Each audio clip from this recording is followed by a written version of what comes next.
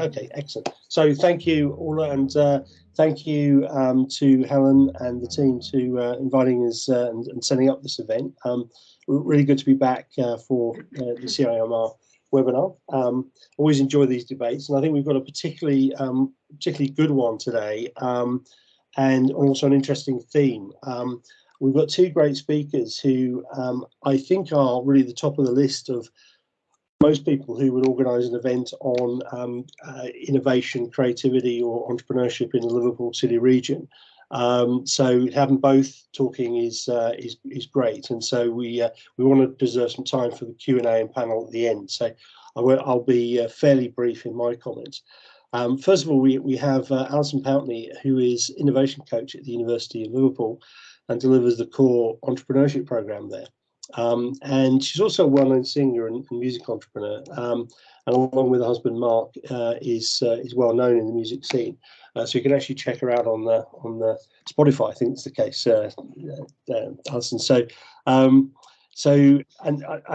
like the second speaker, Dr. Dave Tully, who is a founder of Scenegraph and is a leading innovator in VR and metaverse technologies. So a very different view, perhaps, of the creative industries, but there clearly are overlaps. So it'd be interesting to explore that. Dave is noted for his work in the mental health applications of VR and metaverse technologies, and is also a teacher at the Liverpool John Moores University. Has taught for many years there.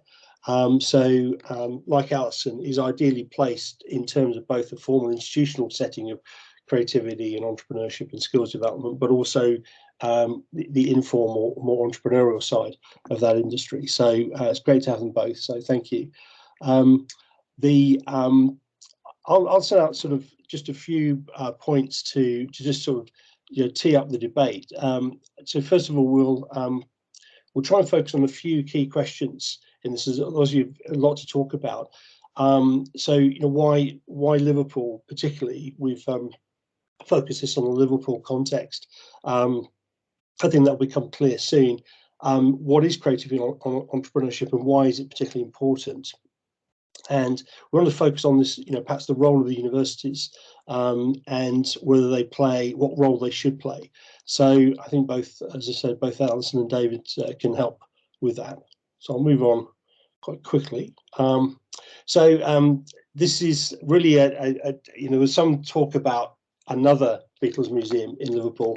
Not another one was the response from many people. There is obviously a debate about the legacy of a certain well-known band and its role in Liverpool, and of course it helps Liverpool have a global brand. On the other hand, it looms very large, and there is a discussion about heritage and creativity and how they sit together. So we're not just talking about another Beatles museum, I think is a key point. Creative entrepreneurship has become a significant policy item across, both at the UN, where it's seen as actually integral to development and human development, but also in the UK economy because of its size and significance. And perhaps over the last few years, we've started to map and actually see the size and significance of the creative entrepreneurial industry, which was not clear beforehand. So I'll show you some of the outcomes of that. Now, I think some of the research is still problematic, but that we are starting to get some useful guidance as to what we mean by creativity, what is the creative industry, and where does it exist. So I'll refer to some of these things, and of course, Orla and the team will be putting these out in blogs, so you can see some of these links afterwards. So I'll just flash over this. It was very significant. 1 in 8 jobs in the UK are linked to the creative industry. It grows 5 times as much as other sectors. You can see some of the numbers here. So when you start putting it all together, so the creative industry includes everything from the sort of classic visual arts and to quite experimental projects in, say, the performing arts, all the way through publishing, and of course involves technologies such as the virtual reality, augmented reality, which Dave will explain in more detail.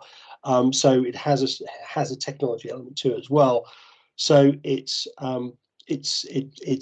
much larger than it seems. Many of these businesses are micro businesses and locally owned businesses, which makes a very interesting topic. So why Liverpool? Liverpool has been underperforming as an economy for many years, although it's been massively restored and regenerated in over the years. It's still seen as being somewhat problematic relative to other cities of a similar size, such as Bristol or Hull or others.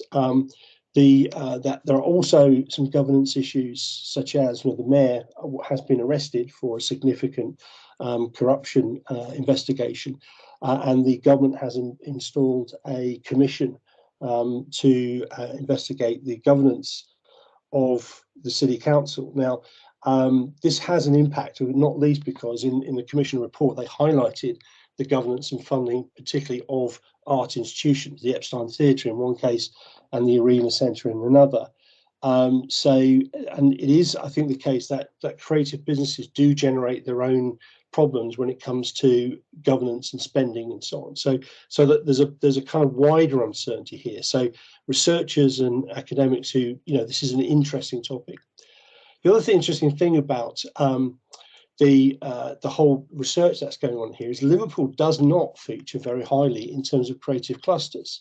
So when you look at the detail of the Nesta report, it's, for example, which looks in some detail, you start to see actually the creative clusters largely fall outside Liverpool and very much gravitate towards Manchester and the Chester corridor. Now, this is not, I think, the experience of most people who live in Liverpool and who visit Liverpool, who do see the city as a very creative hub. So I think it's an interesting question as why it's not being picked up in the data. I think some of this is to do with the location quotient and the fact that the size of the creative economy in the local economy and the size of the local economy to the overall national economy is underweight in Liverpool.